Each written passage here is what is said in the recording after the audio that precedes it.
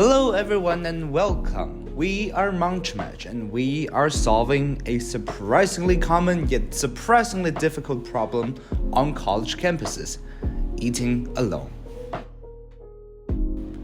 Students are surrounded by thousands of peers, yet schedules rarely line up perfectly, and the result is often an awkward and demoralizing solitary meal. We looked at the existing solutions. What did we find? We have long-term relationship systems, your dating apps, your roommate finders. They demand a huge upfront investment. Photos, detailed bios, and swiping, and they carry high social stakes. And this is not what students need for a Tuesday lunch. They need a low-pressure, episodic connection.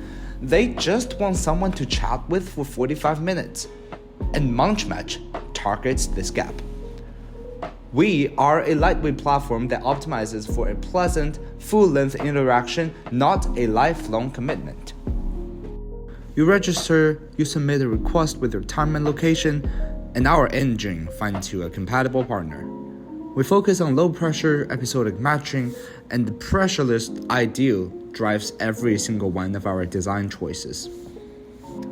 After registration, we will be directed to a very short user onboarding survey, recording some of your basic information such as class, major, language, interests, personalities, allergies, how talkative you are, and yes, music taste.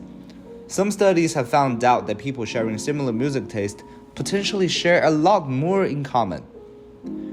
When we are done with the onboarding survey, we are directed to the main matching interface.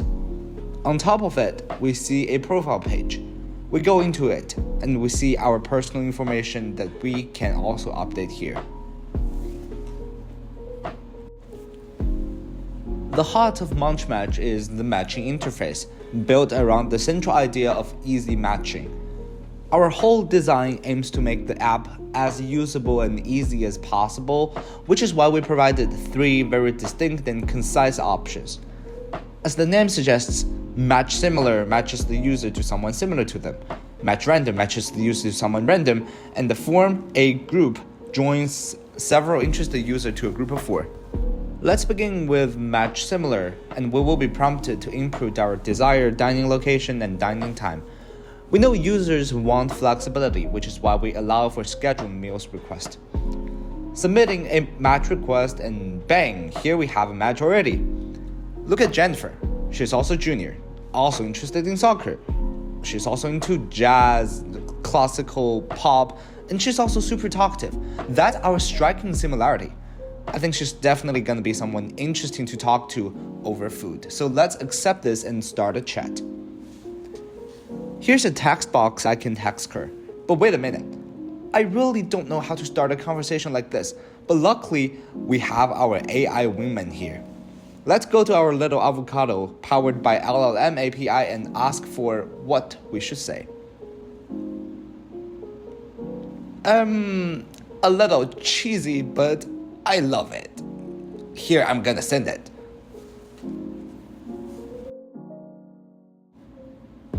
And suppose now we have already had the meal with her, there's an option for you to leave feedback. She's a great person and I'm just gonna give her a thumb up, and no way I am not blocking her.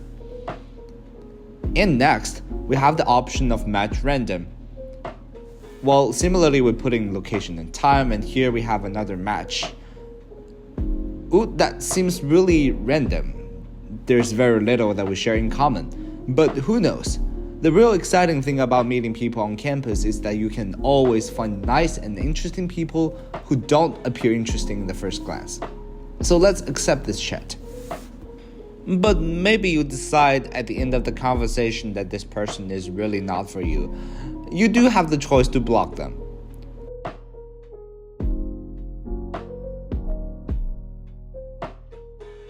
Moving on, we have our group dining option. This option will bring together 4 interested students so they can join together for a group meal. We recognize that some people may prefer group meal instead of a one-on-one meal, which is why we designed this function. Our backend engine will make sure that there will be available people to match with them as much as possible. And we will make sure that everyone who joined this group will be willing to dine at their preferred dining spot and during their preferred dining time. At the end of such a group meal, you can definitely rate and block individuals for the better future experiences if you want. Well, I'm blocking Demo, because as much as I'm a CS major, I hate talking about coding during lunch, so sorry Demo.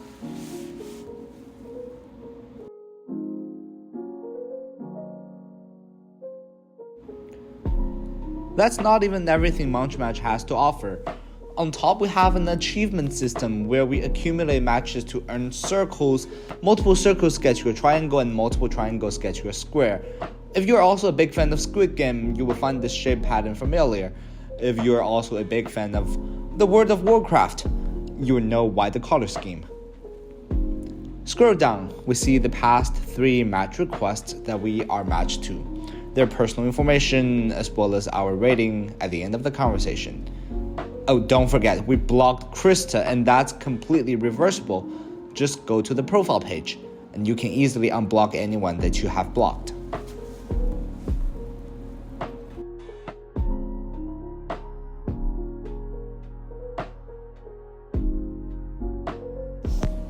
But how exactly did our system work? And how exactly did the system know about the similarity between you and another random person? Remember earlier you put down a lot of your personal information, including your class, major, interests, and personality traits. They are really unstructured data with no fixed length that we need to process to find similarity. A really powerful way to parse these kind of textual data is called TF-IDF. This is a methodology that builds out of the frequency of the words among a number of individuals. So intuitively, if the two users both use some very uncommon words that other people typically don't use, like, I don't know, anthropology, chances are these two users are distinctively similar. So by making good use of TF-IDF, we can very easily turn words into numbers and therefore turn people's profile into vectors. With vectors, in the high-dimensional data space, we can very easily compute their cosine similarity or Euclidean distance. Of course, in this way, we choose cosine similarity, so that we can turn them analogously to the similarity between the users in real life. The best part is, by doing so, we don't have to import any existing large language models. Even the smaller models like BERT can really wear down the whole computation system. Using TF-IDF, we not only get cosine similarity between the users, but also we do it in a very smooth, lightweight, and fast way.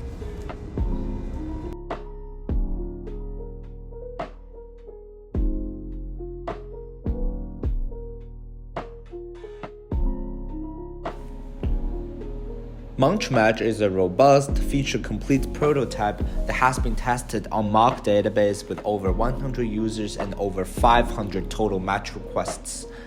We have a clear path to production scale. Our key directions for future work include messaging, which means upgrading our chat system for a multi-device reliability and offline message delivery. Our ultimate goal is campus deployment, integrating with Duke's central authentication for a campus-wide launch and conducting large-scale real user studies. In addition to that, by migrating our whole system to online database instead of the local Dockers, we can support easy multimedia storage. And therefore, we can probably turn MunchMatch into a social media platform where people can post their meal photos with their MunchMatchers. And we're planning to call this function Meal Moment. If we have more resources, this will be forthcoming. All in all, at the end of the day, the reason why we came up with the idea of MunchMatch in the first place is because we know that people are busy, people are tired, and even if people want to socialize, they want to do it in a low-pressure way. MunchMatch is exactly designed to be that. That's why we don't have profile photo. That's why we don't want to wear the students down by giving them a lot of options to choose from. And we will never be implementing a swipe left, swipe right function, because that would just overcomplicate the stuff. We just want MunchMatch to be a platform where people can easily come in and find their buddy just to grab food with, and nothing more, nothing less. Our vision is, from today onwards, no more lonely solo meals.